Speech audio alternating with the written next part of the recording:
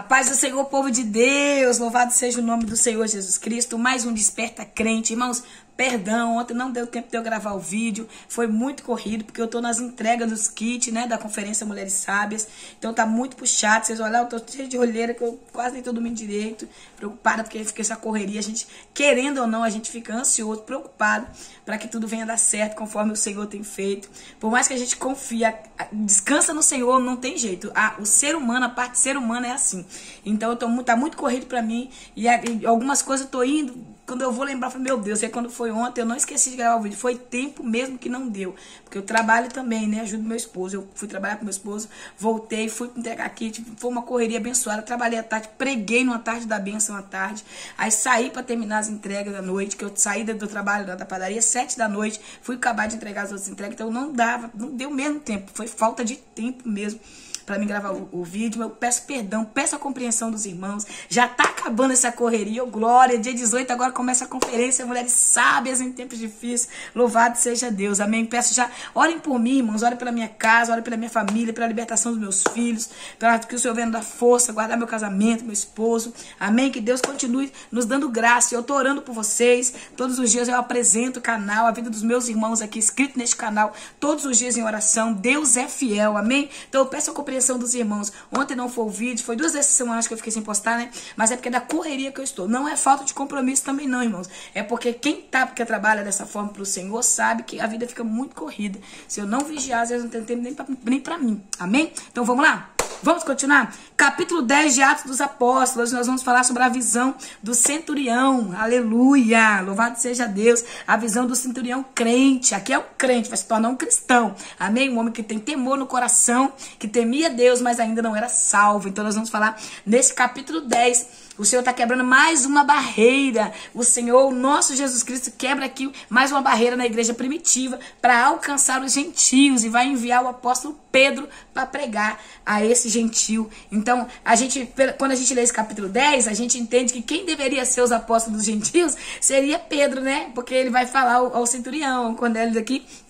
O Cornélio, ele é um gentio, né? Porém, um gentio que tinha abraçado a lei, né, judaica, a Torá. Você vê que nos 2 primeiros versículos o texto diz, dá testemunho dele, né? Chama ele de um militar conhecido como italiano, né? Ele é um homem que Cesareia é chamado Cornélio, centurião da regimenta militar. Então, quer dizer, é um oficial de alta patente, um homem, né, respeitado, um homem honrado, mas é um homem prosélito. O que é prosélito? O prosélito era aqueles que abraçavam a lei dos judeus, porém não fazia circuncisão. Então ele era um prosélito. Ele orava 3 vezes ao dia, ele, né, não comia carne de porco, ele era temente a Deus, era um homem bom, que o verso 2 diz assim, ó, esse homem era piedoso, temente a Deus, assim como toda a sua família. Não só ele temia Deus, toda a sua família também temia. Toda a sua família era generosa, ajudava financeiramente em dinheiro, em condição financeira, os pobres, e buscava continuamente a Deus em oração. Então ele orava 3 vezes ao dia. Era um homem que fazia o bem àqueles necessitados e acreditava em Deus, fazia o bem, ajudava, ele tinha atitudes e ações que é necessário na vida do cristão, porém não era salvo. Você tá entendendo, irmãos? A gente conhece pessoas que não são cristãos, mas são pessoas de coração bom, são pessoas que guardam a língua dentro da boca, são pessoas que têm uma vida temente, uma pessoa que não vive de mentira, porém não é um cristão, não serve a Deus, não tem uma vida, não abandonou o mundo para viver a vontade do Senhor. É que nós estamos falando de uma pessoa como essa. Cornélio, ele representa isso, né? Uma pessoa religiosa, uma pessoa que guarda, não, eu temo a Deus, não, eu ajudo os pobres, eu abençoo com cesta básica, quando alguém está precisando, eu sou ali, estou disponível para ir. Quantas, né, pessoas abençoadas a gente vê hoje mesmo na rede social? Atualmente, a moda agora é ajudar pessoas, né? As pessoas estão ficando famosas em ajudar pessoas que em situação financeira que não tem condição. Isso aí é a graça normal, é a graça do Senhor na vida dessa pessoa, né? É uma graça normal, não é a graça especial, é a graça normal que é derramada sobre todos aqueles, até sobre os ímpios. Então essa graça alcançou Cornélio. Porém, Cornélio não era um homem salvo. Por quê? Para ser salvo tem que crer no Senhor Jesus Cristo como Filho de Deus, entregar a vida a Ele. Então Cornélio, ele temia a Deus, ele era como os judeus, né? Ele temia, guardava a lei de Moisés, né? Fazia de tudo para ser um homem temente ao Senhor, mas ainda não conhecia a salvação através de Cristo Jesus para totalmente ser salvo. Pedro está aqui em Cesareia.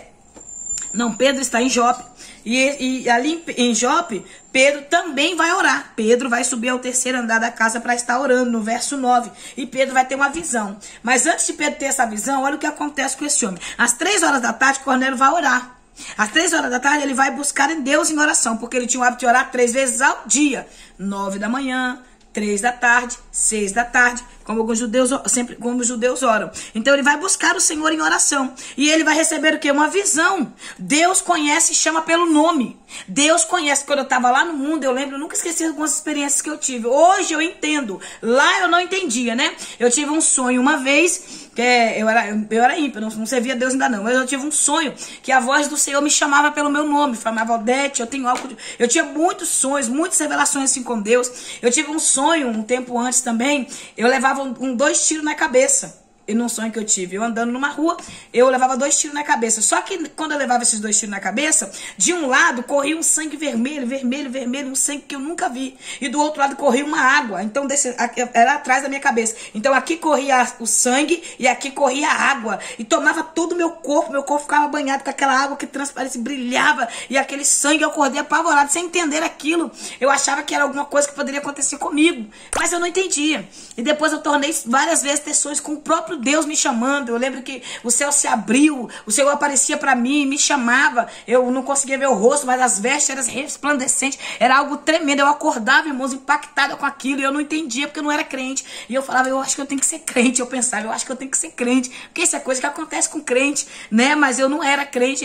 Mas eu achava que eu era golpe tipo Cornélio, né? Temente. Eu falava que eu temia Deus, que eu honrava Deus. E eu brigava, né? Quando via um crente, eu falava, esses crentes acham que Deus só ama eles. Eles acham que eles são melhor que os outros. Eu era assim, uma pessoa bem ignorante mesmo. Porque ignorância é você falar daquilo que você não conhece. Ignorância é falar daquilo que você não sabe. Então eu era uma pessoa ignorante, que eu falava de Deus sem conhecer a Deus. Toda pessoa que fala de Deus e não conhece Deus, ela é uma pessoa ignorante, porque não sabe do que está falando. Amém? A religião cega. A religião cega. Mas a palavra de Deus, ela liberta. Então, a palavra veio e me libertou para a glória de Deus. Então aqui Cornélio vai ter essa visão. Um anjo do Senhor, glória a Deus. Eita glória. Então uma pessoa temente vê um anjo, tá? Pode ver sim. Este homem temente a Deus, ele vê um anjo. Um anjo do Senhor aproxima dele. O texto mais à frente, quando ele vai conversar com Pedro, ele vai falar para Pedro que subitaneamente, rapidamente, apareceu, imediatamente, naquele momento, apareceu para ele. Então subitamente é isso. Ele vai aparecer o anjo para ele, vai chamar ele pelo nome. Chamou ele, aproximou dele e chamou ele pelo nome. E ele estarrecido, né, amedrontado, impactado com aquela visão que ele estava tendo. Olha só o que o anjo diz. Que o Senhor, aí ele pergunta assim para o anjo. Que é, Senhor? Ele diz para o anjo, né? O que é, Senhor? Ao anjo, e o anjo comunica. Tuas orações e esmolas aos necessitados subiram como oferta memorial na presença de Deus. Irmãos, você acha que Deus não está vendo a pessoa que tem um coração bom, que abençoa, que ajuda, que tem a mão aberta, que tem o dom de contribuição? Irmão, dom de contribuir. Dorcas tinha o dom da contribuição. No capítulo 9 aqui a gente vê a mulher Dorcas, ela tinha o dom de contribuição. Ela contribuía. E olha só, ela contribuía com vontade, com desejo, com dedicação. O verso 36 diz assim, ó, chamada Tabita, que em grego significa Dorcas, né? Que se dedicava ao ministério de boas obras e ajuda financeira aos pobres. Então a mulher, ela era uma cristã que se dedicava. O que é isso? É ser dedicado, é fazer com excelência, é fazer com amor, é fazer com zelo, é fazer para Deus, não para homens. Tem pessoas que vai para a igreja, chega lá e fala, vou dar uma moedinha só de oferta, porque não vou encher bolso de pastor. Vou dar R$2 só de oferta. Irmão, não dê não, Deus não está recebendo isso seu não. Agora, se você quiser dar 20 centavos, 10 centavos, mas para Deus, Senhor, é o que eu tenho, Senhor, tá? Que Deus recebe. Agora, aqueles que vão lá e botam 1.000, 2.000, para mostrar que tem não. Deus recebe a intenção do coração. Antes dele receber a oferta, ele recebe o ofertante. É isso que nós precisamos entender. Então, se você for fazer, faça para Deus. Faça com excelência, faça com amor, faça com desejo. Se você não pode, não dê. Não faça por obrigação. Não, eu vou fazer porque... Não faça nos seus limites, no que você pode, porque Deus recebe a intenção. Deus não recebe aquilo que eu faço para que outras pessoas vejam, ou faço temerosa, ou faço com dó, ou faço com pena. Não, Deus recebe a intenção, então faça com sabedoria para o Senhor. Se tem uma coisa que eu aprendi, irmãos, eu tenho pouco tempo de caminhada, como eu falei com vocês. Dia 11 de abril, fez 7 anos que eu sirvo a meu Deus. Glória a Deus por isso. Dia 22 de abril, que diga. Dia 22 de abril, dia 11 de abril é aniversário do meu filho. Dia 22 de abril, faz 7 anos que eu sirvo ao Senhor. Graças a Deus, fez agora 7 anos que eu sirvo ao Senhor. E eu digo para você, dia após dia eu tenho aprendido que Deus recebe a intenção do coração. E eu deixei de se preocupar com o que o homem pensa, com o que o homem fala, com o que o homem vai dizer, sabia? Eu parei com isso, agora eu estou preocupada somente com o que eu estou apresentando para Deus. E com zelo no testemunho, com zelo na minha vida com o Senhor. E de resto, eu quero agradar ao meu Senhor. Porque se você for fazer as coisas para agradar a um, você não vai aguentar. Você vai acabar frustrando. Então vamos lá. Deus é fiel o tempo todo. Os ataques vêm, mas maior é o Deus que nós servimos. Vamos voltar aqui então. Faça com excelência para Deus, amém? Então este homem aqui vai receber essa visão. E o anjo vai falar para ele que Deus